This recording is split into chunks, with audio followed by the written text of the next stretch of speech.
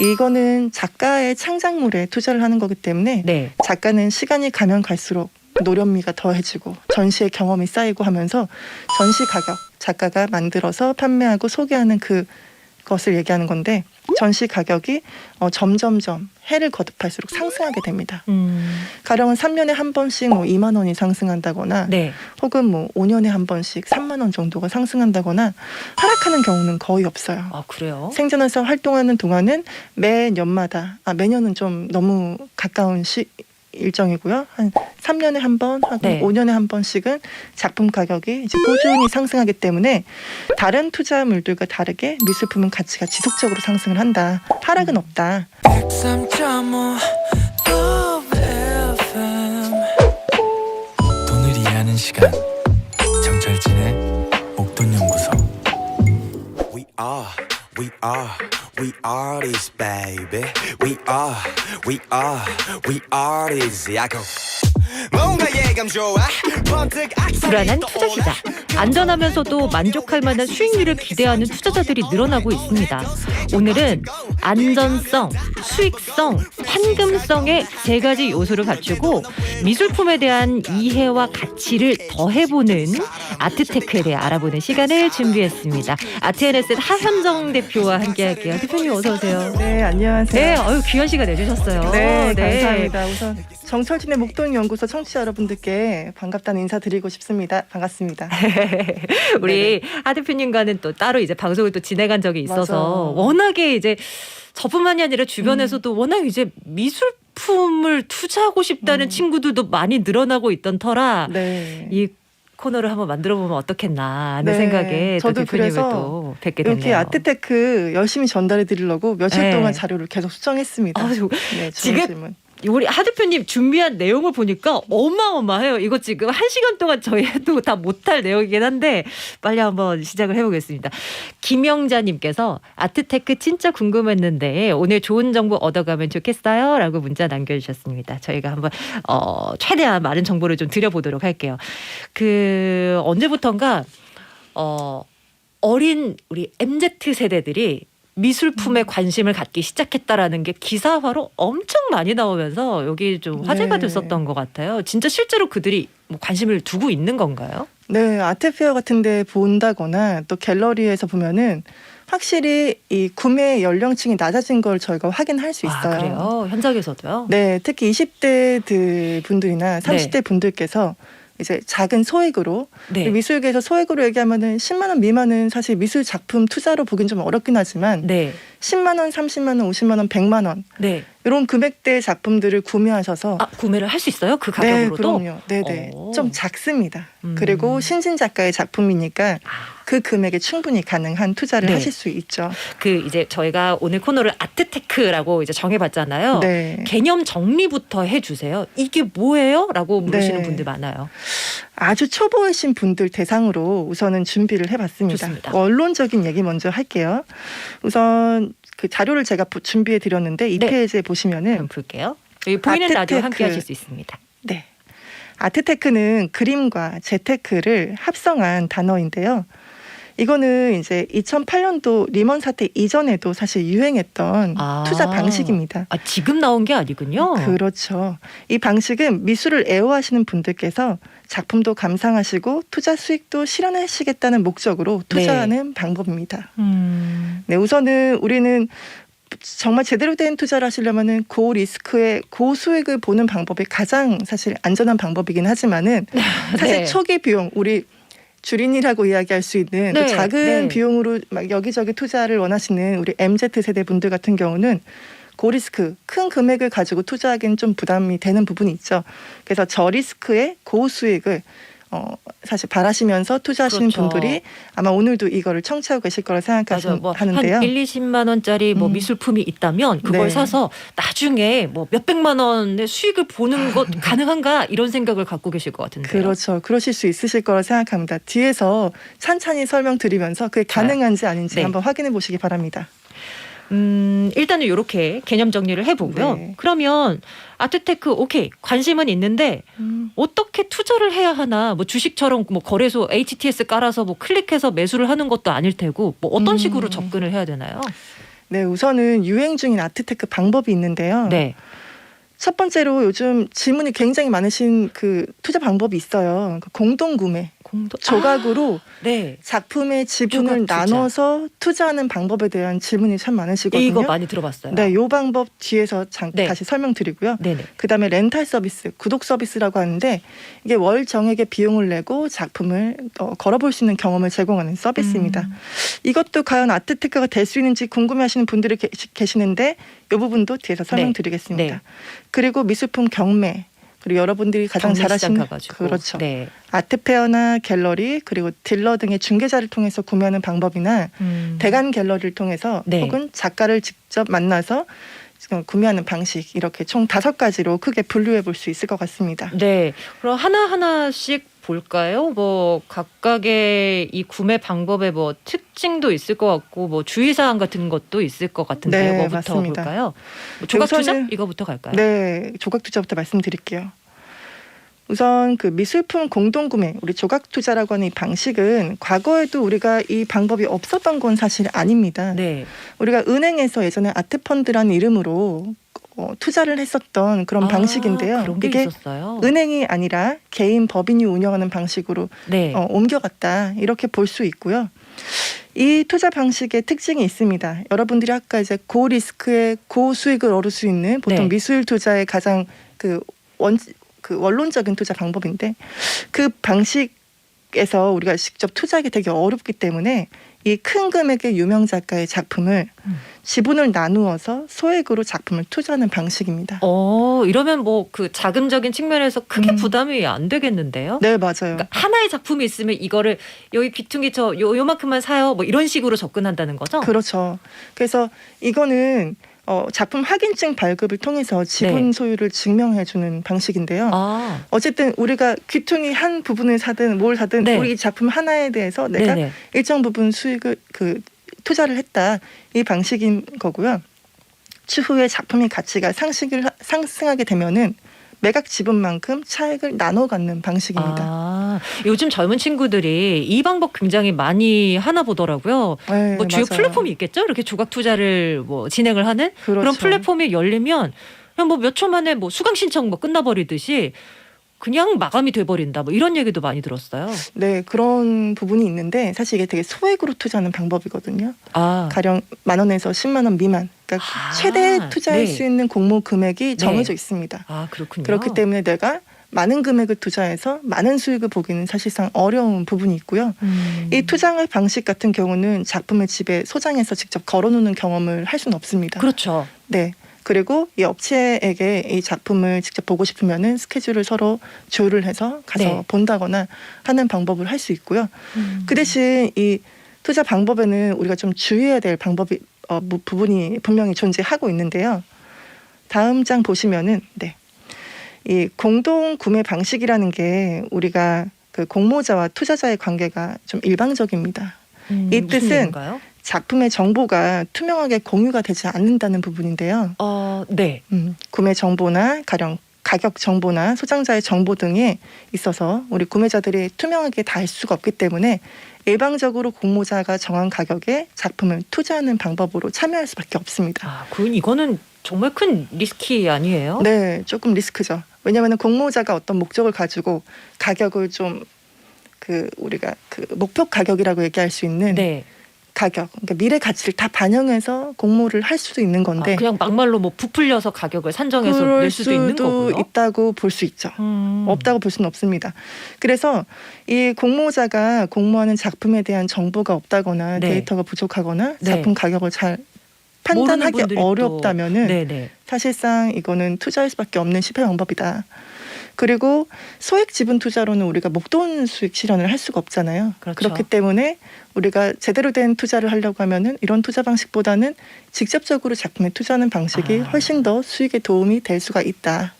언뜻 그 조각 투자, 미술품 조각 투자를 한다라고 생각했을 때는 그냥 뭐 한 10만 원 정도 투자를 해서 뭐 1년 뒤에 한 100만 원 버는 거 아니야? 이런 식으로 이제 접근하는 MZ 세대 분들 그리고 이제 뭐 초보 투자자분들은 그렇게 생각하실 텐데 그런 개념으로 접근해서는 좀 안 된다라는 말씀이신 네. 것 같은데요. 그런데 또 지금 앵커님께서 말씀하신 거 들어보니까 네. 10만 원 벌어서 100만 원 버는 것도 네네. 충분히 난 만족한다 네. 하는 MZ 세대들한테는 네. 또 나쁘지 않은 투자 방법이 될 수도 있겠다. 또 이렇게 보이기도 하는데 어쨌든 저는 이제 공모자의 투자자의 관계가 우선 일방적이기 때문에 이 부분에 대해서는 나만 수익을 얻고 싶은지 네. 또 공모하는 업체도 수익을 벌고 싶은지 이 이해관계는 또 객관적으로 스스로 판단을 해서 네, 네. 투자하시면 네. 좋을 것 같습니다. 아 그러면 조각 투자를 해서 그 이제 돈을 뭐 10만 원을 넣었어요. 그러면 나중에 수익 실현은 어떻게 하는 거예요? 뭐 일정 기간이 지나면 그냥 수익이 나오는 건가요? 아 그건 아니고요. 이제 제가 듣기로는 공모하신 분들한테 네. 이제 어떤 시기나 또 작품 가격이 굉장히 상승을 해서 수익 실현할 만한 때다라고 네. 공모자가 이제 판단을 하고 서로 정보를 공유하게 되겠죠. 그렇게 돼서 이 공모 가격에 우리 작품 가격으로 이제 수익 실현을 하겠냐라고 이제 연락을 또 한다고 하시더라고요. 아, 그런 연락을 방법으로 해서 진행되는군요. 서로 이제 승인을 받게 되는 그런 과정이 또 필요하게 되겠고요. 네, 네. 그런 과정을 거치게 된 다음에 그림이 판매가 되면은 판매된 거에서 우리가 이제 수익을 실현할 수 있게 되는 겁니다. 아, 그렇군요. 뭐 미술품 투자에 있어서 다양한 방법이 있다라고 이제 말씀 주셨는데요. 뭐 렌탈 구독 네. 서비스? 뭐 이걸로도 투자가 뭐 가능해요? 렌탈 서비스 요 방법 같은 경우도 과거에 사실 있던 방법이죠. 우리가 책방에서 책을 빌리고 네. 또 다시 보고 갖다 주고 하는 방식과 동일한 방식이에요. 미술 작품을 월 정액을 내고 빌려서 걸어보고 그리고 나중에 또 다른 그림으로 월 정액 그 낸 비용 안에서 작품을 몇 회 정도 네. 교환해서 걸어볼 수 있는 경험을 맞아요, 제공하는 맞아요. 서비스예요. 그런 거 있더라고요. 네, 이거 같은 경우는 우리가 투자라고 좀 보긴 어렵죠. 월 정액은 소멸성이고 소멸되는 금액으로는 작품 투자로 연결하기가 되게 어렵기 때문에 이거 같은 경우는 또 장기 대여나 구매가 가능한 또 서비스가 있어요. 그래서 구매하는 서비스를 통해서 여러분들이 작품을 소장하고 또 투자하고 이게 제 수익을 실현하고 이런 방법으로 투자해 볼 수 있는 방법이고요. 렌탈이라는 본질적인 부분에 있어서는 우리가 투자하는 방법이다라고 좀 보긴 어려울 것 같습니다. 아, 그렇죠. 네. 아무래도요. 그 이제 아트테크를 성공적으로 하기 위해서 그래도 이제 뭐 오랜 시간 동안 이제 공부도 하시고 뭐 네. 투자에 이제 사례들도 많이 들어오셨을 테니까요. 그냥 우리 궁금해하시는 분들을 위해서 전략 요것만큼은 기억하라. 딱 한 말씀으로 요약한다면 뭐 어떤 말씀 주고 싶으세요? 우선 저 같은 경우는 10년을 보고 투자해라. 기본적인 10년. 네, 10년이요? 10년은 굉장히 중요해요. 네. 왜 그런 말씀을 하시는 거예요? 자료로 좀 준비했는데 10페이지를 보면은 우선 그 주식과 부동산을 비교해서 우리 네. 미술을 볼 수 있는데요. 주식 같은 경우는 이제 당일날 공모가가 딱 정해져가지고 이제 상장이 되면 네. 최고가에 하루 종일 막 난리를 치잖아요. 그렇죠. 변동성 크죠. 그렇죠. 그러다가 요즘은 주식도 코인처럼 하루 만에 막 30%를 널뛰게요. 왔다 갔다 하더라고요. 맞아요. 네. 아무튼 10년을 주기를 봤을 때 그 주식의 사이클이라고 할까요? 네네. 사이클이 업앤다운이 굉장히 커요. 그래서 수익을 우리가 처음에 실현을 할 수가 있고 또 시간이 지나면 점점 또 가치가 하락할 수도 있고 네. 혹은 오를 수도 있겠죠. 집도 그래요. 집 같은 경우도 지금 뭐 정책 이슈에 따라서 상승하기도 하고 하락하기도 하고 사실 불안정 자산이라고 볼 수 있죠. 지금 같은 경우에는요. 뭐 다 투자 자산이 그런 거 아닐까요? 보통 다 그런데 네. 이 미술의 특징이 사실 굉장히 긍정적인 부분이 있습니다. 이거는 작가의 창작물에 투자를 하는 거기 때문에 네. 작가는 시간이 가면 갈수록 노련미가 더해지고 전시의 경험이 쌓이고 하면서 전시 가격, 작가가 만들어서 판매하고 소개하는 그것을 얘기하는 건데 전시 가격이 점점점 해를 거듭할수록 상승하게 됩니다. 가령은 3년에 한 번씩 뭐 2만 원이 상승한다거나 네. 혹은 뭐 5년에 한 번씩 3만 원 정도가 상승한다거나 하락하는 경우는 거의 없어요. 아, 그래요? 생전에서 활동하는 동안은 매년마다 매년은 좀 너무 가까운 일정이고요. 한 3년에 한 번, 하고 네. 5년에 한 번씩은 작품 가격이 이제 꾸준히 상승하기 때문에 다른 투자물들과 다르게 미술품은 가치가 지속적으로 상승을 한다. 하락은 없다. 만약에 아마 하락을 하는 경우가 있다면 이런 경우가 있겠네요. 경매를 통해서 네. 작품이 급하게 매물로 나왔을 때. 아. 이런 경우에는 이제 그림을 소장하고 계신 분이 작품 구매하는 가격을 조금 손해를 보더라도 네. 어떤 이유에서건 간에. 그렇죠. 네. 만약에 경매에서 그림 팔고 싶다 네. 하시면은 그 작품 구매한 가격보다 좀 낮게 나올 수도 있겠죠. 또 경합을 또 원활하게 만들어내기 위해선 경매사에서 조금 가격을 낮춰서 시작하는 경우도 좀 있죠. 네. 그렇게 됐을 때 작품 가격이 막 이제 상승을 해서 딜을 통해서 최고가에 낙찰되는 방식인데 이런 경우는 작품 가격이 올라갈 수도 있지만은 만약에 미술품이 유찰되거나 중간에 이제 목표 가격에 도달하지 못했을 때 만약 10만 원짜리 10만 원에 시작한 작품이 100만 원에 낙찰이 돼야 되는데 네. 100만 원까지 도달을 하지 못했을 때 혹은 50만 원 정도에 낙찰이 됐다. 이랬을 때에는 작품 가치가 좀 떨어질 수 있는 그럼 그런 그 부분이 해당 있죠. 작가의 모든 작품의 값이 떨어지게 되는 건가요? 그렇진 않아요. 그렇진 않고 어디까지나 경매는 이벤트성이 좀 강한 부분이 있기 때문에 이 작품 가격 가지고 작품의 가치가 모두 다 떨어질 거다 이렇게 네. 보기는 좀 어렵지만 그래도 하나의 그 시장 가치, 가격, 데이터 이런 걸로 봤을 때 많은 분들이 좀 참고하는 부분이 없지 않아 있죠. 어느 정도의 흠집이 그렇죠. 생기는 거다라고 네네네. 볼 수 있는 거군요. 이상우님께서 미술품 경매는 K옥션, 서울옥션 이렇게 두 군데는 가끔 가신다고. 근데 혹시 이제 다른 뭐 옥션도 있는지 궁금하다고 문자 남겨주셨네요. 네, 뭐 이 옥션 말고도 좀 많은 옥션들이 있는데요. 온라인 옥션도 있고 또 이제 골동품만 판매하는 옥션도 있고 경매사들은 다양하군요. 좀 많이 있는 편입니다. 그런데 네. 지금 가시는 K옥션이나 서울옥션은 대한민국에서 상위 1, 2% 그러니까 1, 2등을 하는 네. 이제 메이저 경매사라고 볼 수 있고요. 보통 그곳에 가서 구매하시는 것이 좀 안정적으로 구매할 수 있다라고 볼 수 있죠. 네, 네. 요즘에 그 얘기도 많이 들었어요. 그러니까 이제 미술품 아트테크에 대한 관심도 높은데 이 미술품을 NFT와 이제 결합된 그 미술품을 사는 거는 어떻냐라는 질문을 많이 받더라고요. 저도 네. 너무 개념 어렵잖아요. 사실 맞아요. NFT라는 이 키워드만 떼놓고도 이게 뭐야 아직도 이제 익숙하지 않은 키워드인데 여기 네네. 미술품 투자까지 이제 더해진다고 하니 이거 좀 쉽게 좀 풀어주실 수 있을까요? NFT 사실 작년에 정말 붐이었죠. 네, 맞아요. 미술계에서 NFT 관련된 일로 연락받지 않은 작가들이 거의 없다고 할 수 있을 정도로 그 정도였어요. NFT가 굉장히 이슈가 컸습니다. 근데 올해 초에는 NFT에 대한 얘기가 쏙 들어갔어요. 우선 NFT 투자 방법에 대해서 궁금해하시는 분들이 네. 작년부터 계속 계셨는데 아마 이분들이 아직도 이해를 못하신 것 같아요. 사실 저도 NFT 공부 열심히 하고 있지만 이해하기 조금 어려운 부분이 있습니다. 당연히 어떤 게 생겨나고 그렇죠. 있는 단계니까요. 새로운 산업이 생기고 있는 과정이기 네. 때문에 아무래도 지금은 좀 과도기라 볼 수 맞아요. 있고요. 이 부분에 있어서 투자를 하시겠다고 하시면 조금 더 시간을 두시고 관망하시는 게 좋을 텐데요. 우선 모르시는 분들을 위해서 NFT에 대해서 간단하게 좀 소개를 다시 한번 드리면은 네. NFT라는 게 상호 대체가 불가능한 고유의 자산을 블록체인상의 디지털 파일로 변환해서 거래하는 투자 방법입니다. 이 풀이 자체도 어려워요. 그렇죠? 어려워요. 대체가 불가능하다라는 네. 건데요.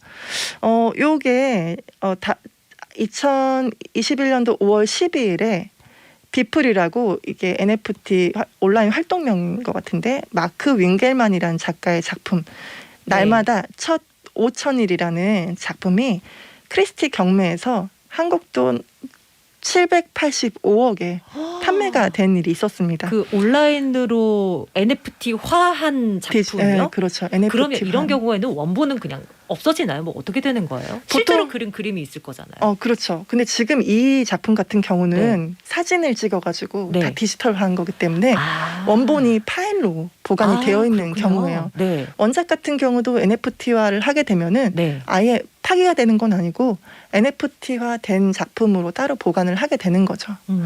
근데 이제 이것은 단 한 개의 고유성을 인정받은 작품만 NFT로서 인정을 받게 되는 거고 이걸 우리가 핸드폰으로 캡처를 해서 그냥 배경화면으로 갖는다거나 혹은 카피를 해가지고 다른 데 복제를 한다 하더라도 사실상은 아직 조금 그 보호가 안 되는 부분이 좀 큽니다. 제가 자료 16페이지에 준비한 게 있는데 네. 이 NFT 뱅크시 작품을 이제 가짜 뱅크시가 되는 거죠.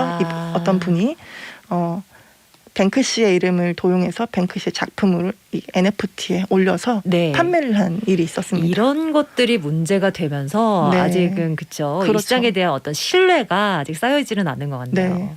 블록체인화해서 작품의 정보를 원장화한다. 혹은 뭐 기술로 뭐 안전 무결성을 좀 보완을 하겠다 이런 얘기를 하지만은 사실상 이 부분들은 우리가 눈에 보이지 않는 부분이기 때문에 어떤 목적을 가지고 나쁘게 사용하겠다고 하는 분들이 있는 한 네. 사실 우리가 노출될 수밖에 없는 리스크인 거고요. 그리고 또 이제 이걸 거래하는 거래소에서도 해킹에 아직 좀 취약한 부분이 있어서 이런 부분도 우리가 좀 고민을 해야 되는 부분입니다. 그래서 이런 온라인을 통해서 구매를 할 수 있는 플랫폼들이 몇 개가 있는 거예요, 대표적으로요? 네, 대표적인 플랫폼들이 있는데요. 오픈시 외에도 다양한 플랫폼들이 있어요. 일단 들어가서 뭐가 있나는 볼 수는 있는 거죠. 네, 지금? 볼 수 있습니다. 네.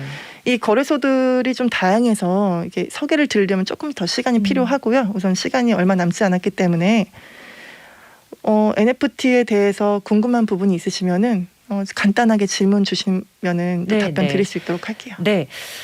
그거 궁금해요. 일단 다른 것들도 궁금한 게 너무 많지만 미술 작품은 과연 어떤 것을 근거로 해서 가격이 매겨지나 그냥 붙이면 가격이 되는 건가 아니면 기준이 있는 건가 이거 궁금해요. 맞아요. 우리 앵커님 신입 때 받았던 월급. 네. 지금 그리고 이제 10년 정도 활동하신 이후의 월급 많이 변화가 있으시죠. 그렇죠. 네. 작가도 시간이 지나면 지날수록 이제 활동의 경력이 쌓이고 또 이제 숙달이 되면서 작가의 활동에 대해서 이제 가치를 좀 높게 평가가 점점점 되는 부분이 있죠. 작가의 작품이 단순히 그림을 그리고 내가 200만 원 받겠다, 300만 원 받겠다면 그냥 받아지는 것이 아니고요. 작가가 창작하는 데 들어가는 시간, 창작을 또 생각하는 시간, 그리고 또 이걸 활용할 때 재료, 비용, 금이 들어갔을 수도 있는 거고, 다이아몬드가 들어갔을 수도 있는 거고요. 경력이 짧더라도 이런 재료에 대한 영향을 조금 많이 받는 부분이 있긴 해요. 그리고 또 작가의 전시 경력이나 수상 경력, 그 외에 또 작품의 사이즈 이런 것들이 작품에 영향을 주게 됩니다. 모든 것이 숫자화돼서 가격으로 매겨지는 거군요. 계량화할 수 있는 정량적인 평가, 이 정량적인 평가 부분이 작품 가치에 영향을 주게 되는 거고요. 우리 미술 작품 어떻게 숫자로만 환산할 수가 있어? 이렇게 말씀하시는 분들 계세요. 당연히 안목이 되게 중요하죠. 전문가의 안목. 이거를 정성적인 평가라고 얘기해요. 그래서 정성적인 표현의 평가 부분은 작품에 대한 표현력이나 재료에 대한 이해력이나 또 시대성 그리고 주제를 전달하는 그 전달력, 신미성 등 여러 가지를 또 전문가에서 또 평가를 받게 됩니다. 정성적인 평가와 정량적인 평가가 합쳐져서 작품의 가격으로 나오는 것이고요. 이미 미술계에서 오랫동안 작가들이 이런 방식으로 작품 가격을 이제 만들어 왔습니다. 시간이 압박입니다. 네. 하고 싶은 얘기, 듣고 싶은 얘기 참 많은데요. 이게 시간이 여유지가 않네요. 끝으로 아트테크를 하고 싶다 하는 분들을 위해서 한 말씀 주신다면 어떨까요? 네. 아트테크 지금 유행인데 여러분들 너무 감정적으로 투자하시는 것보다 좀 더 공부를 하고 시간을 두고 작품을 구매하셔도 늦지 않으니까요. 주식이랑 부동산처럼 너무 조급하게 달려들지 마시고 사랑하는 마음으로 그림을 보시면서 투자하는 방법을 전 추천드리겠습니다. 네, 새로운 투자 아이디어 이런 것도 있다. 아트테크에 관한 이야기를 좀 나눠봤습니다. 지금까지 아트앤에셋 하현정 대표와 함께했습니다. 고맙습니다. 네, 고맙습니다. 나도 부자 되고 싶어서 라디오를 켰어. 정확하고 철저한 정철진의 목돈 연구소.